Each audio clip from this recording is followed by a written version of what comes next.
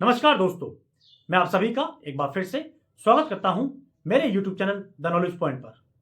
दोस्तों, जैसा कि आपको पता है कि जितने भी जवान और जेएसओस हैं, उनकी मिलिट्री सर्विस पे को लेकर वॉइस ऑफ एक्सेसमेंट डिपार्टमेंट संगठन ने एक दिल्ली हाई कोर्ट में केस किया हुआ है, जिसके ऊपर आज एक बड़ी अपडेट निकल के सामने आ रही है दोस्तों।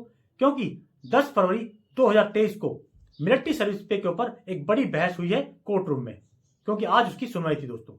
तो आज उस सुनवाई से लेके और कोर्ट रूम में जो बहस हुई है उससे संबंधित जानकारी आज मैं इस वीडियो के माध्यम से आपके साथ साझा करूंगा दोस्तों। लेकिन उससे पहले अगर आपने अभी तक मेरे चैनल को सब्सक्राइब नहीं किया है तो प्लीज मेरे चैनल को सब्सक्राइब कीजिए, जिससे कि आपके पास सारी जानकारियां समय समय पर पहुंचती रहे नोटिफिकेशन के जरिए दोस्तों। तो चलते हैं उस जानकारी पर जो कि आ रही है आपकी मिलिट्री सर्विस पे से संबंधित सीधा कोर्ट रूम से दोस्तों, जैसे कि आपको पता है कि जब 6th पे कमीशन आउट हुआ उस समय मिलिट्री सर्विस पे जब दी गई थी, उसके अंदर जो एमएनएस स्टाफ है यानी कि नर्सिंग स्टाफ है, उसकी जो मिलिट्री सर्विस पे थी वो जवान और जेसीओ से दुगनी थी। साथ ही जो बाकी उच्च अधिकारी थे उनकी जो मिलिट्री सर्विस पे है वो जवान और जेसीओ से 3 गुना थी।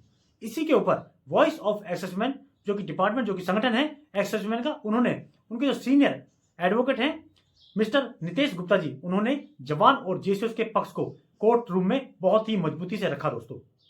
साथ ही उन्होंने जज साहब के सामने सारे प्रूफ रखे और उनको बताया कि जो जेसीओ और जवान हैं वो कितने ट्रबल वाला जीवन जीते हैं दोस्तों।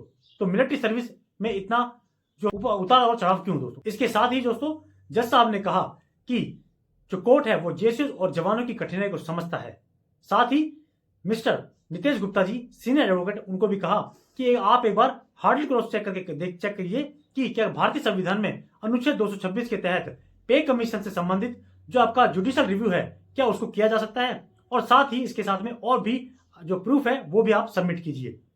इसके बाद दोस्तों ये कार्रवाई चलती रही और इसकी जो अगली तारीख है वो भी मुकर्रर हो गई। वो मुकर्रर जो तारीख हुई है वो है 22 मार्च 2023 दोस्तों। अगर मेरिट के हिसाब से अगर इसके ऊपर आदेश आता है तो ये जो आपका मिलिट्री सर्विस पे है वो जेसीओ और जवान के हक में उसका फैसला आएगा, अगर वो मेरिट के अकॉर्डिंग आता है तो दोस्तों। और जहां तक भी ये नजर आ रहा था कि मेरिट के अकॉर्डिंग जो है जज साहब भी जो जेसीओ और जवान की मिलिट्री सर्विस पे के समकक्ष उनके पक्ष में ही दिखाई दे रहे थे।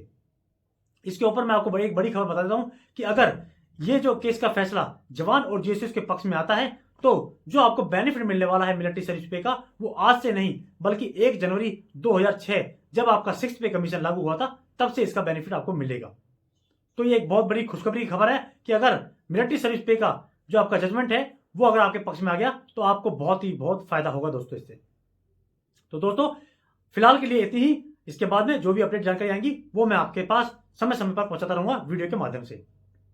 तो दोस्तों चलते हैं, फिर मिलेंगे एक नई जानकारी के साथ में। तब तक के लिए नमस्कार दोस्तों।